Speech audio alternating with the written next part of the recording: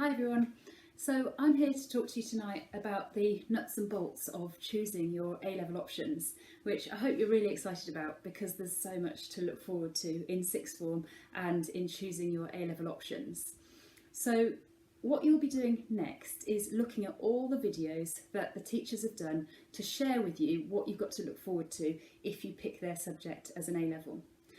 And we're hoping that this will help you to begin to make some decisions about which A-levels to pick. But how else do you decide? It is a big decision. So my advice to you tonight would be to start off with to get the facts. So make sure you know what you'll actually be studying, what the modules are and what the different topics are for each of the different subjects that you're considering. As I say, the starting point for that is looking at the videos, and then we've got the drop-in sessions next week on the 28th for you to be able to speak directly to your teachers about those subjects and to ask any questions that you've got. My other piece of advice is to play to your strengths, and these have got to be your strengths that are unique to you. So you're more likely to do well at A-level if you pick the things that you're good at now. And that's not just because of your strengths and abilities, but it's because if you're good at something, then it tends to mean that you enjoy it as well, which then obviously helps when you're studying this subject. It's so many different times a week. I think you have 10 hours a fortnight. Also, do what you think you will enjoy, because ultimately that's when you'll do best in these A-level subjects. Try and think ahead to university as well. Think about the subjects that you'll need at university or the subjects that you will help to support your university and university career options. Mrs Hansford and Mrs Skelton will be around on some of the drop-ins next week for you to be able to ask any questions to them as well.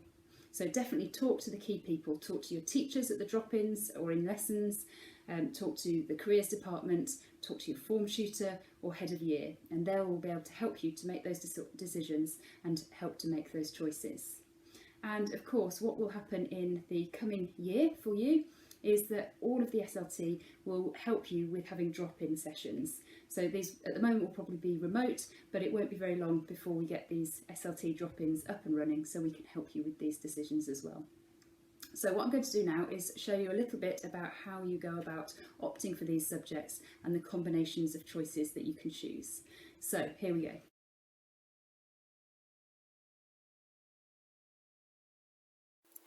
The really exciting thing about A-levels at NGHS is that you can really choose your own pathway. So, as you can see, the pathway starts by making your academic choices.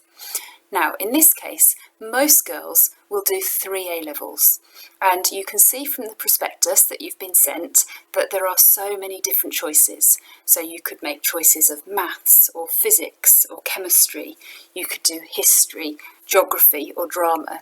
There's all sorts of choices that you could make for your A-level options. Occasionally, girls do choose to do 4 A-levels, but what it's worth bearing in mind is that the universities are actually only looking for 3 A-levels, and if you choose 4 A-levels, then it's often harder to get amazing grades in all 4 than it is to get great grades in all 3. So that's just something to bear in mind, and the universities would prefer to have 3 amazing grades than 4 average ones. So often the only girls that end up doing 4 A-levels might be is if you pick to put further maths on there. So mostly choose 3 academic choices. You can then also choose to do the EPQ, or the Extended Project Qualification, which is a fantastic addition to your A-level choices because in effect you can do an A-level in whatever you want to do.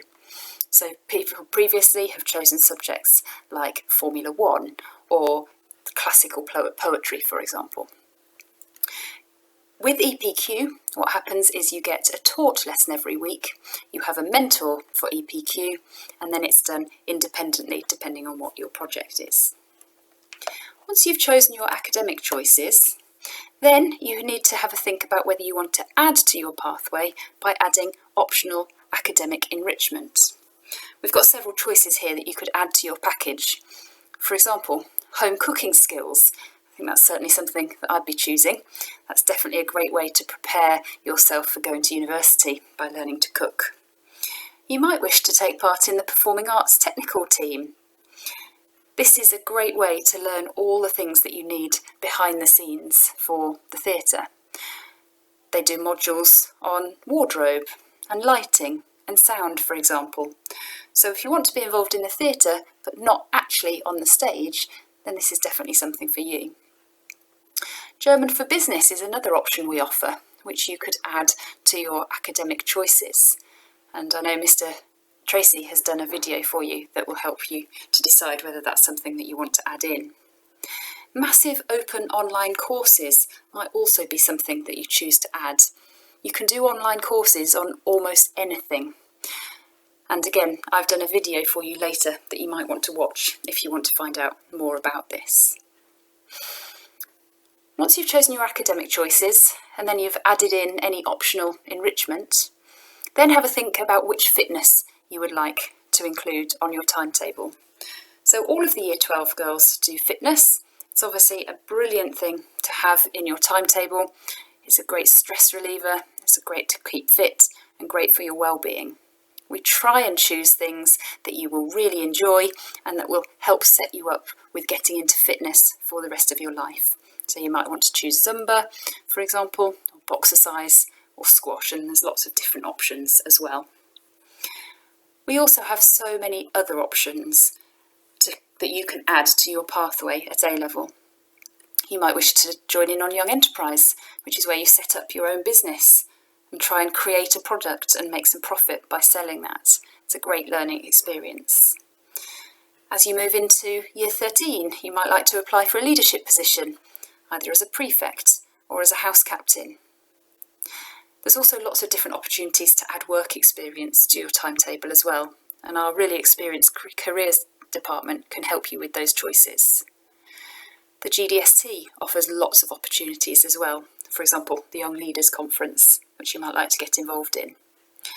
Other things, as you know, at this school, we have a brilliant offer in the music or drama or sport departments, so don't forget to leave yourself time to join in on those things as well.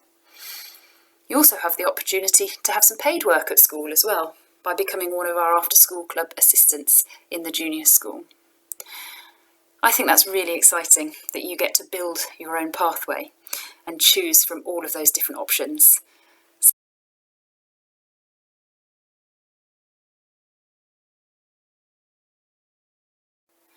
What I love about NGHS is that everybody is unique and everybody is an individual. And so because there's so much flexibility and so much choice in the curriculum offer, it really means that everybody is free to be who they want to be, and everybody walks their best path. So these are just a few examples of students that have gone through NGHS sixth form in recent years. They all have their own unique strengths, and they've built subjects and curriculum timetables around their own unique strengths. So, for example, student A had an Alice prediction of an A star. She decided to take chemistry, maths, further maths and physics, and she came out with 4 A stars and has gone off to Oxford to study economics. So she chose the right path for her, having 4 A levels, and went off to Oxford. Other students in our sixth form have Alice predictions of C's, and the girls have taken business, maths and psychology, coming out with B, C, A. And this particular student went off to Newcastle to study psychology, exactly what she was aiming to do.